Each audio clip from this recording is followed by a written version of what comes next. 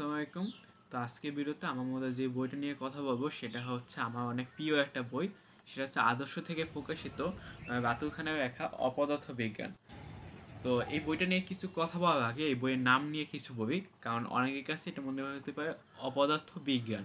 আসলে এটা অপদার্থ বিজ্ঞান নয়, এটা ভূমিকাতে লেখক বলেছেন এটা হচ্ছে অপদার্থ বিজ্ঞান, মানে পদার্থ বিজ্ঞানের শুরু।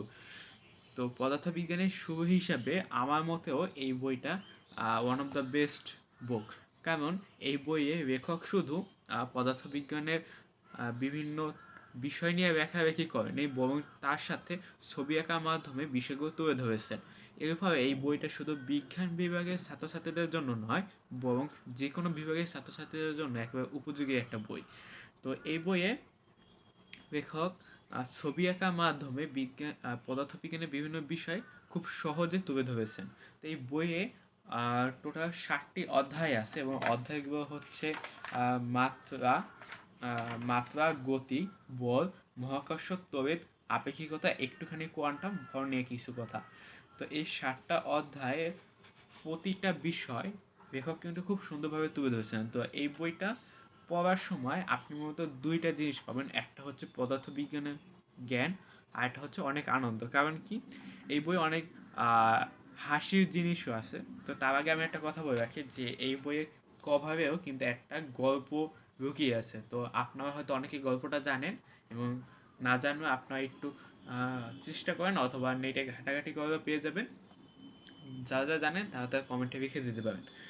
তো এই বইয়ে যেরকম আমি যেটা বললাম যে আপনি অনেক মজাও পাবেন, এর কারণ এই বইয়ে প্রথম দিকে একেবারে শুরুর দিকে বিভিন্ন বিখ্যাত বিজ্ঞানীদের কার্টুন আঁকাছে অনেক সুন্দর করে, এবং আঁকাগুলো কিন্তু অনেক সুন্দর হয়েছে।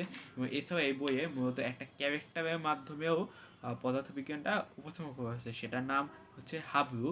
তো ওর মাধ্যমে কিন্তু বিভিন্ন বিষয় নিয়ে তুলে ধরেছেন লেখক। এছাড়াও আমরা দেখতে পাই কিছু কিছু জায়গায় ফান ফ্যাক্ট আছে, যেরকম থরের হাতুড়ি কোথায় সেটা সে খুঁজতে আছে, কারণ তার হাতুড়ি এবং একটা পালক দিয়া দেখ অভিকর্ষ মহাকর্ষ জিনিসটা পরীক্ষা করতে আছে। তো এরকম বিভিন্ন বিষয় খুব সুন্দরভাবে তুলে ধরেছেন, এবং খুব এইটা পড়বে মানে আপনার কোনোদিন মনে হবে না যে আপনি লাইক পদার্থবিজ্ঞান খুব কঠিন একটা বিষয় আপনি পড়তে আছেন। তো পদার্থবিজ্ঞানের শুরুর জন্য এই বইটা একেবারে পারফেক্ট। তো আমার কাছে পদার্থবিজ্ঞানের মতো এই বইটা সবচেয়ে মজার এবং সবচেয়ে ভালো লাগছে নতুনদের জন্য। তো আপনাদের যদি কোনো সাজেশন থাকে তা আপনারাও কমেন্টে জানিয়ে দিতে পারেন। আজকে ভিডিও এই পর্যন্তই। আপনার যদি পদার্থবিজ্ঞানের ইন্টারেস্ট থাকে তাহলে এই বইটা অবশ্যই পড়বেন। দেখা হবে পরবর্তী ভিডিওতে। Thanks for watching.